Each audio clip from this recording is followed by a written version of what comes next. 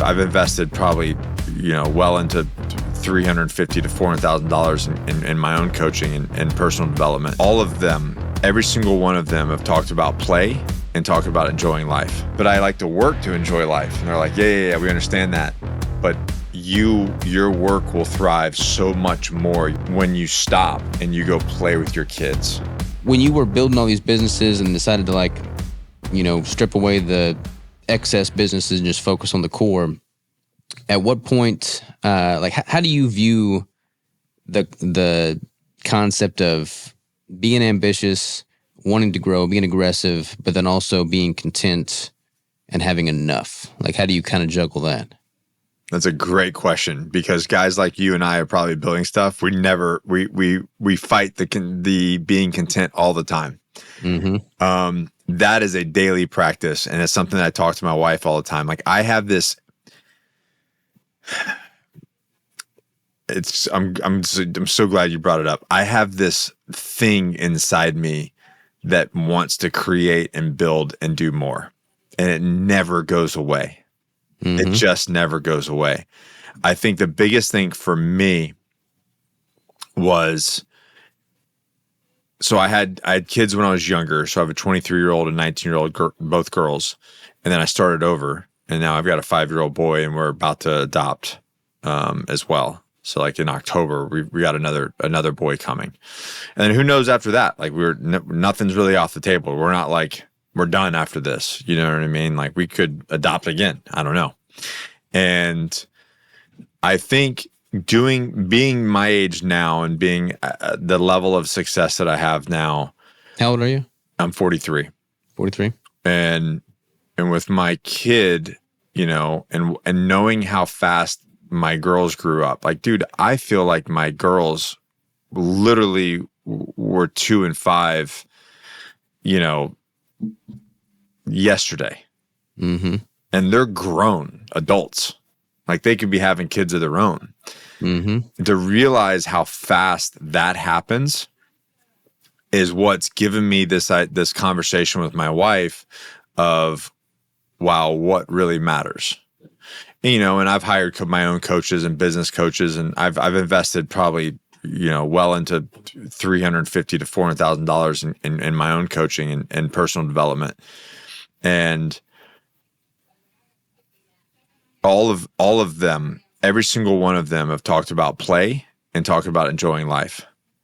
And I'm like, but I like to work to enjoy life. And they're like, yeah, we understand that. But your work will thrive so much more. Your creativity will thrive so much more when you stop and you go play with your kids. And you actually live life. Mm-hmm. And so over the last 5, maybe a little less than 5 years, I've really had this pivot in life to where it's oh, I'm going to go do life. And we have, since then, dude, we take so many vacations. We truly make life fun. And they were right. The more that I do that, the more creative I get at work, the more things that happen at work, the more I'm able to handle at work. For instance, we're going, I just got off I was telling you, I just got off a 2-month thing with Marvel for the Punisher. And now we're heading to Greece for 3 weeks to go visit my family. And Nice. and I'll do some work there, but I'll be in Greece. You know what I'm saying? We went to Puerto Rico. We've gone to Hawaii. I mean, we've gone. I don't even know all the places that I've gone this year.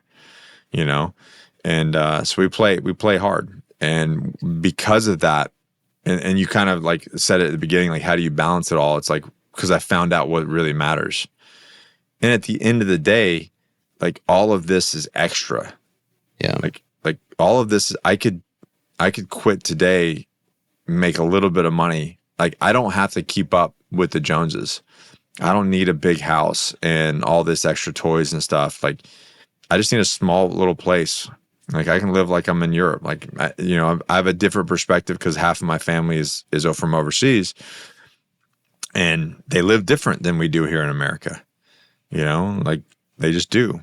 And so I live like that a lot when we travel. Like I was up in New York and I had a 1-bedroom apartment in New York City, and my family came up there, and my wife and I was like, we could totally live here with our family, like in this 1-bedroom apartment. Like we could make it work totally in this world. And I'm like, yeah. And we don't need a lot of things. And the more that you realize that, the more you realize how little you really need, and what you really need is just to be with your family and to be able to play with your family. And so and when you have that, here's what's crazy is like, there's this whole keeping up with the Joneses thing where it's like, I make more money, I get a bigger house, make more money, I get another car, buy a bigger car, more expensive car. And you just like level up, but your life really never changes. You're always kind of hand to mouth. Or you can continue to make more money, live well below your means. And now you have freedom. Yeah. Now you have freedom to go anywhere, to do anything. And I think that's what's really beautiful. Yeah, no, I totally agree, man. I think living below your means is key. I mean, like I look at, like I'm super ambitious. I want to grow and build and of course, develop as much as I possibly can. At the end of the day, we're here to create, right? Like we were created to create. Like that's our purpose, you know? For sure. And when I was younger, like that's all I could fixate on, like just the things, the pomp and circumstance. And I've had like a lot of higher profile clients lately, and I've had like a lot of people on the podcast. I've just interacted with people that are on the quote unquote next level, you know? Yeah. And oftentimes they're not content, they're not fulfilled, they're not happy, they're not healthy, and they've like seen their life flash before their eyes. And they've got a lot of things to point to, but and then they need to read my book, The 7 Stages Transition, right? Yeah, there you go. Exactly. Yeah. And then I like see this unfold, and I'm like looking at them, and then I'm looking at my life, and I'm like, man, I've got an amazing wife. I got 2 beautiful, healthy sons. That's right. I got a dog. I got a freezer full of meat that I've hunted, and I got a comfortable house in the middle of the country. Like, what else more could I possibly ask for, man? That's it. I think that's the key, man. Like people just, and the work that I do is amongst like my crew, whom I'm great friends with. I've got an awesome crew right now. We're creating value for people that want to do what we're doing. It's like, man, I could take venture capital and have a multi-billion-dollar business, but if I would have to throw this away for that, I would just take this, you know? Yeah. Right. Because that's what matters. Yeah. That's what matters. Yeah, I think kids bring a lot of perspective on that too. I mean, especially you've got an interesting situation having the older daughters and now the 5-year-old son. And how old's the one you're going to be adopting? Oh, he's going to be born October 25th. Okay, so brand new baby then. Brand new baby. So you've kind of like seen as a father all of that unfold, the different chapters in their life, and it's like, man, time. I mean, we're only given so much time. And as you get older, it feels like time moves even faster. Mm-hmm. Yeah. So that's why, like things like, you know, I guess you can say, like, I don't like the word balance. I don't either. It's bullshit. It's like you have one life, man. What are you balancing? You're trying to have a split personality and have 2 lives. Like that doesn't work. It's about your priorities. Mm-hmm. Like you get your priorities in order. Once you have your priorities in order, you're not trying to balance the things. Like if your family is a priority, then make them a priority. Make them a priority and fit everything around it. Dan Sullivan has this thing. I don't know if you ever studied any of his stuff, but Dan Sullivan has this concept of free days that he works with a lot of his people on, and his coaches teach that. And they have like what's it called? Focus days, buffer days, and then free days. And then one of the guys that I worked with that did that program, he took like 180 free days a year, and his company is making millions. When you decided to play more, as you said, spend more time with the family, travel more, just like disconnect from the grind, so to speak. Mm-hmm. When you first made that shift, was it like a total and complete surrender, or it was like I'm going to try and hold on and make sure all the everything's in line, or like how did that play out initially? Horribly. Because then you're like trying to do something, but you're still plugged in, and I had to have faith in the thing that I built had its own legs, and I had to have the faith in the thing that, like, the team that I had that it wouldn't, you know, granted there was a lot of work leading up to that, right? Like the right people have to be in place, the right systems have to be in place.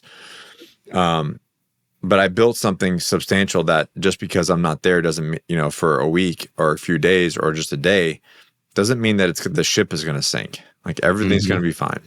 Like there might be a fire, but like nothing that you can't deal with tomorrow. Yeah. And when I started to realize that is when I started to let go. And then I just, the training that I was getting, the thought process that I was getting, the changes that I was making, I started to put those on the team as well. So I was giving them the same stuff, same thing to my business partners.